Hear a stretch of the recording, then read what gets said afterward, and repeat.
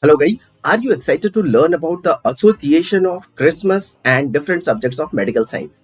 Let's do that quickly within minutes.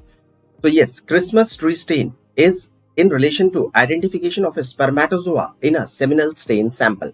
That goes with forensics. In relation to pathology, we all know Christmas factor is clotting factor 9, deficiency of which leads to hemophilia B. In relation to derma, Christmas tree appearance, also called as fir tree appearance, along with a herald patch, goes with pityriasis rosea.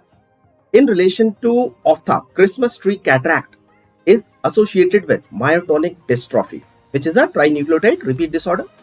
Then in relation to radiology, Christmas tree appearance goes with neurogenic bladder, and neurogenic bladder is associated with which type of glycogen storage disorders? Answer goes with type 4, also called as Anderson's disease or amylopectinosis. Quick recap.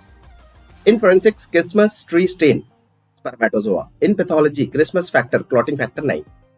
In derma, Christmas tree appearance goes with pityriasis rosea. In ophtha, Christmas tree cataract goes with MD, myotonic dystrophy. In radiology, Christmas tree appearance goes with neurogenic bladder, which is seen in Anderson's disease or type 4 glycogen storage disorders. So stay tuned for more such interesting updates. Bye bye.